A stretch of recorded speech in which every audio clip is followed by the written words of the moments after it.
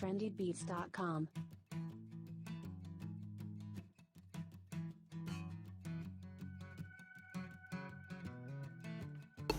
Good evening, viewers.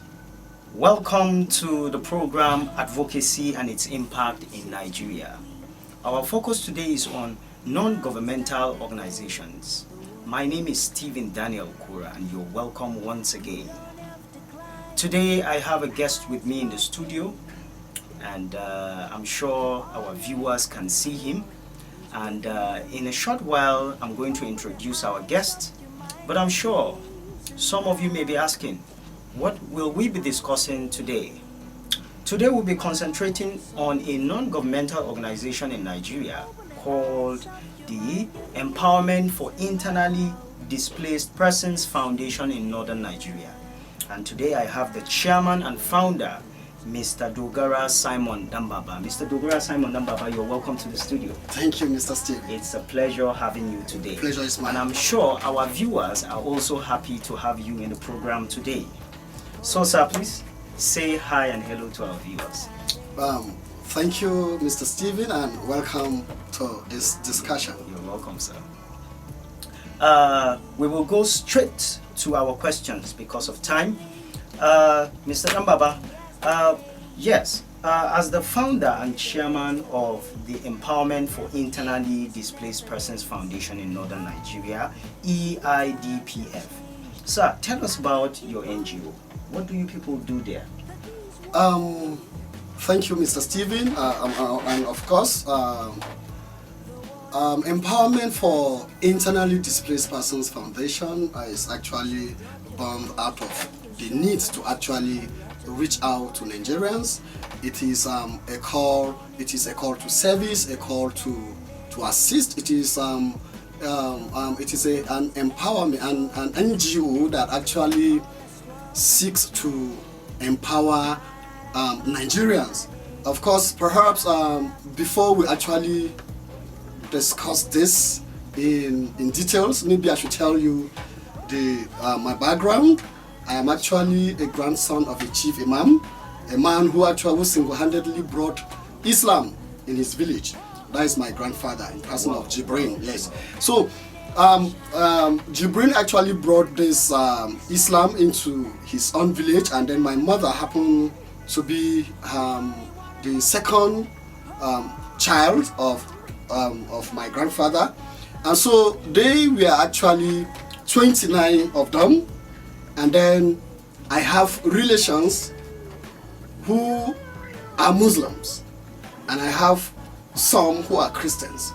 And so my mother, by default, is supposed to be a Muslim, but by virtue of her marriage, she is a Christian. So, and I consider that almost everyone in Nigeria is actually an internally displaced person.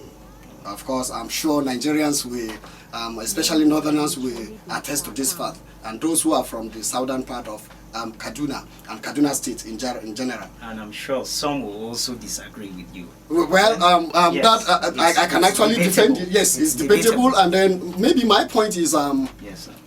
In Nigeria, and especially in Kaduna, you know how Kaduna State have had histories of religious crisis, and so I see an internally displaced person as that person who hardly, or who cannot, or who could not actually meet his needs on daily basis. For instance, the World Health defined an internally a poor man. Do you mean the World Health Organization? Actually, yes, right. Or the United Nations. I would say the United Nations actually defined someone who a poor man as someone who lives below $1 a day. And of course, in the present day Nigeria, and especially in northern Nigeria, how many people will you say live above $1 a day? The answer will actually be in the negative. And so I, based on this, discovered that and have defined an internally displaced person in Nigeria and in northern Nigeria to be somebody who lives below $1. And so this, what we do in our empowerment is to see, can we be of help? This organization actually came to help, to assist, to see how it can elevate and empower, especially young people, those who have been affected by crisis, religious crisis, ethnic crisis, whatever crisis, natural crisis, social injustice. Victims of social injustice are actually who we are looking at to actually meet up their needs and actually empower them. Wow. I'm sure our viewers are enlightened with all that our guest has explained in the brief moment he came into the studio. My next question to our guest is, sir, does your NGO have any sectional, religious or regional undertone? Well, you see, based on my explanation, we say an internally displaced person is actually someone who lives above $1 a day, and then someone who has been affected by either religious or whatever crisis. Yes. And so you know, Stephen, you know for sure that sorry to do a check on you. Is it above $1 or below $1? Below $1 actually. Okay, below $1. And so to explain to you, I am very sure and certain that when crisis hits us, they do not select whether you are a Muslim or a Christian, whether you are a female or a male, whether you are a bisexual or whatever. When crisis hits, what we do is to find a safe haven for ourselves. And so when you go to IDP camps, when you go there, you find out that you have the old, the young, you know, both female and male. You find out that it is not about religion, it is not about region, it is not about your sexual orientation. It is about people who are helpless, and then these people actually need help. And so our work is to go to these people and assist them and help them to be able to reintegrate them, and then enable them to stand on their own and live a life that every one of us will want to live. Wow. I must really commend your NGO for the remarkable work you people are doing. Thank you. And I'm sure so many persons, Nigerians who are at home, who are listening to us right now and fall within this range of people who live below $1 a day. Hopefully, your organization will reach out to this person. So, sir, sure. I want to know, in how many states of the Federation do you have offices? Well, at the moment, Stephen, I must tell you, you know, in running an organization, first, what you do is you have a headquarters where you concentrate and see how things move. For now, since we are basically concerned about victims of religious crisis in northern Nigeria, we are only concentrated now in Kaduna State. And we hope that in few years, with people, Nigerians seeing what we are doing, maybe we will have some assistance and then we'll go places. But we don't pray that people go into crisis that we will go to assist. However, we'll hope that in coming years, not many years to come, in few years we'll be everywhere doing what we know how to do best, and then reaching out to as many people as possible. Wow. Incisive and very educative. Thank you. All right, viewers, we will be going on a commercial break. And when we return, we have more questions for our guest, Mr. Dogora. What? Now this is more like it, right? We want the best quality ingredients when we cook. But when it comes to salt, we care less. We say salt is salt. Well, I care about my salt. It goes into my food and my body. So I use Dangote salt. Dangote salt is high-quality salt that is refined and iodized to give great taste to my meals and also to support my family's health and well-being. It's time to care about your salt. My next question is, how many persons have so far benefited from the empowerment for internally displaced persons in northern Nigeria since its inception? Thank you for this question. The fact is that when you are doing good, you don't really come out to say how many people you are being good to. what you do is that you just try and estimate and do whatever it is that you have done.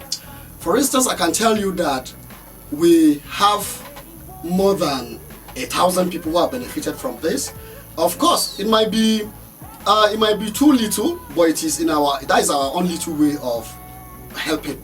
And so what we are doing is that at the moment we have like 4, 5 or 6 persons, that young people, the youth, that we have probably given them motorcycle, asking them, because why we are doing this is we've realized that the young people are actually the people that the politicians and whoever that wants to probably stir trouble will actually use them. And so we've been able to give them these motorcycles and then ensure that they become so busy in doing this. Yeah. You know that an idle man is a devil's workshop. And so we wouldn't want a situation where these young people will actually just have more room so that the politician can just stroll around at any time and then give them a stipend, and then before you know, you ask them, go and burn that church, go and burn that mosque. No, we wouldn't want that. So we have at least 6 young people who are into motorcycling, and then we have approximately 10-20 young ladies whom we have asked them to learn sewing, and others in salon, and then we have the teenage boys, those that are incapable of doing the motorcycling stuff, and because we are not strong, we have them and we ask them to probably learn how to barb hair and other stuff like that. Our job is just to ensure that people are not just sitting without doing anything, and that for those that we are not able to reach out to them, we are still in one way or the other feeding them, finding them 1 or 2 things that they will do in order to survive the hardship that is currently being experienced in the country. Wow. You guys are really doing a good job. Thank you. Why I brought up ballpark figures or data for you to be able to, because most non-governmental organizations deal with data.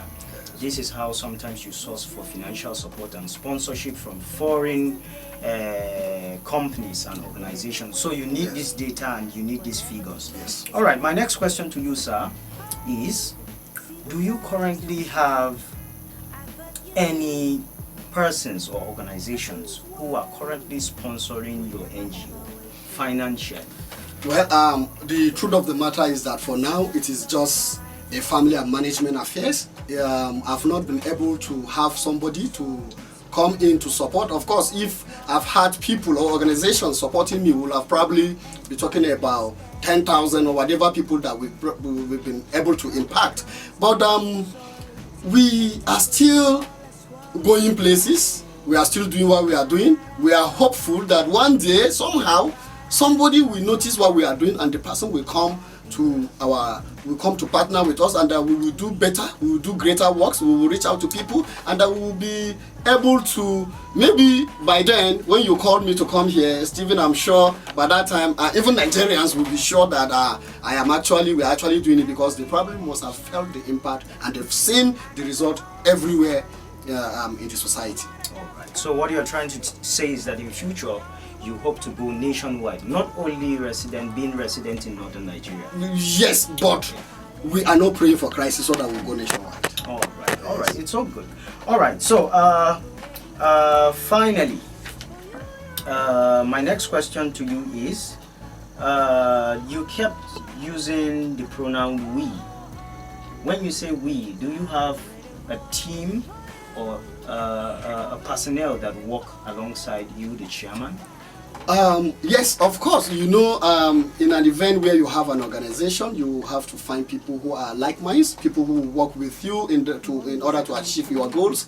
We have management, we have staff, we have people who are going to collect this data and then monitor the progress of the people we probably have empowered to see what are the results, what is actually happening out there. Are they actually doing what we set out to do? Are they achieving what we want to achieve? And of course, just as I've told you, that from the people we have empowered, we've realized that, and you will see it very soon. Pretty soon, the elections will soon come in 2023. Of course, there is no young man who is gainfully employed and is engaged, and what he's doing is taking out his energy that will be involved in election crisis or snatching of ballot boxes or whatever. So, because these young people have something that is engaging and is giving them something to eat, is even helping them to solve problems at home, they won't be part of the whatever crisis that we are not praying for. But we are so sure that these people that we have gotten to ourselves will not indulge themselves in anything untold when it comes to crisis, religiously or election or whatever. These people have been exempted, and they are different, and I'm sure this is forever. Wow, beautiful. So, sir, my final question to you is, in the past couple of years, the LGBTQT, which is the lesbian, gay, bisexual, queer and transsexual persons in Nigeria, have been clamoring for the National Assembly to pass a bill that will legalize being gay or lesbian in our society here in Nigeria. But then it has hit the rock, and so far so good. It is a criminal offense liable to about 14 years of imprisonment if you are found to be part of this group of persons. Do you also do you consider these persons when you are actually rendering help to the internally displaced persons? Are they part of your demographic? I think your question is a bit funny. When crisis hits us, as I've said, they do not select. When crises come, they come to disintegrate us and destabilize us. And so, will crisis choose your sexual orientation to hit you? The answer is no. Not supposed to be. So, will you living below $1 choose your sexual orientation? The answer is no. So, all of us alike are just internally displaced persons who need help. And so, in this help that we need, what we do in our organization is that we do not care about your sexual orientation. What we care is, are you hit by crisis? Is there anything we can do for you? Are you within the range? Are you within the range that we can reach out to you? We will reach out to you irrespective of whatever ideology you have. The most important thing, as far as we are concerned, is that you are a human being and that a life needs to be saved. At that point, once we realize that you need assistance, we give you assistance, and we will not come and ask and say, okay, we want to know, are you bisexual? Are you a lesbian? No, we will just render our assistance, and we do not select based on race or gender or color or sexual orientation. We are just there to help and assist everyone. Wow. Oh, thank you very, very much for your time, sir. It's a pleasure. We are already running out of time, so our viewers, thank you also for staying tuned to this program, Advocacy and its Impact in Nigeria, focusing on NGOs. We want to appreciate our guest for his detailed explanation of what the empowerment for internally displaced persons in northern Nigeria is all about. And till this program come your way once again, from me, Stephen Daniel Kura, it's goodbye.